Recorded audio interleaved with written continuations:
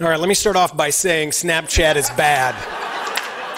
We totally didn't even plan that. That was great. No, like a year ago, I was totally in the same boat. I thought Snapchat was this horrible, terrible place. I wanted nothing to do with it. And I thought like 95% of what was going on there was people sending pictures of their junk to each other. I thought it was people sending messages, bullying one another. And I really didn't understand why you would create something and take all this time and effort to make it when it was just going to disappear almost immediately. That wasn't until I went to ONA this past fall and I sat in on a session from a Washington Post reporter who was talking about how they were using Snapchat in the newsroom. And I decided pretty quickly that if the Washington Post was using it in the newsroom, I probably should give it a second look. Now, I'm Aaron Manful. I'm the digital media chair for the Journalism Education Association. I oversee a high school journalism program in St. Louis, and I run a 4-day digital media boot camp for high school students and advisors there as well. Now, when I left ONA, I went out and I just started following people. I wanted to like get in and start listening on the conversation and see what this Snapchat thing was all about. I went out and did things like Google, Snapchat people to follow, and I found brands and I found celebrities. I found media organizations. I even found Snapchat celebrities, which I didn't even know was a thing and existed until I went out and started looking for it. And so I started just listening as I do when I get into new realms and taking in what this was all about. At a certain point, I decided before I wanted to be an active participant in Snapchat, I needed to go out and find an expert. Now, the demographics for Snapchat really skew toward the 15 to 35 age range, and so I needed to find some sort of expert that fit into that. I went to my classroom and I had a contest on who was the Snapchat king or queen. It ended up being Sammy, who for the next 3 days, I bombarded her with what I'm sure were really stupid questions at the time about how the Snapchat worked. She did a great job, taught me a lot of things, and I was ready to get off and running. And what I learned during that time was a couple things. Number one, Snapchat is an incredibly great storytelling tool that has a highly engaged audience that really is our target audience of high school kids and college-age students. And two, it's very easy to use. It's simply taking a photo or video, maybe adding some context to it, and doing what we're trying to teach our students on a daily basis, which is tell stories. It's just a different place. Picture from the Huffington Post Live. NPR is on Snapchat. They actually do a great job. They post almost every day with some things to their account and keeping true to NPR and their voice. Their brand on Snapchat is the same brand that they have everywhere else. The Verge has an account, and this is a kind of an example of a snap story, multiple snaps that go together. This was a couple weeks ago when the new Star Wars trailer came out. The first one, the first part of the story was just showing a computer screen showing that it came out. It then moved into video of people watching it for the first time and their reaction around the office, and then they went down to a quick review there at the very bottom of what they thought about the review or about the teaser and what J.J. Abrams was doing to it.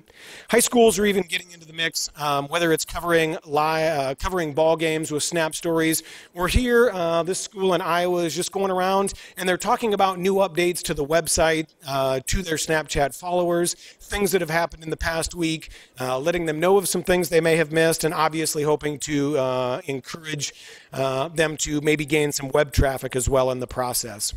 Now, the writing doodling feature, it's so easy to do there as well. You can write with your finger or a stylus, and there's a lot of creative things being done with that as well. Sometimes it's a celebrity who gets a picture taken of them, and they are autographing it, and then that gets sent out. Sometimes it's just a doodle on top of a photo to make it a little bit more interesting. When we rolled out our instructors for our camp this summer, we put them in disguises and then tried to get our followers to guess who they were. I think, though, who's really nailing this writing doodling thing on Snapchat really well is the Now This News account. They send out 6 to 10 snaps a day with headlines, things that are going on in the world. They might be big world events that are happening, or maybe it's just some sort of news of the weird, but they're really using this drawing feature to get the audience to read what's going on and fill them in on some news bits. Now, once you decide you're going to send a photo or video out or something like that, you either decide you can send it to your story, which gets broadcast out to all your followers, or you can send it to select individuals. There is data that you can get from this stuff also. Now, you can see who's viewed your snaps. You can see if they've screenshotted it, or if it's your story, how many each of the slides of your story have been viewed. Now, for me personally, like Snapchat, it's probably like one of the most fun social networks that I am in right now. And it is that way for a lot of reasons. There's a lot of fun things that are happening there.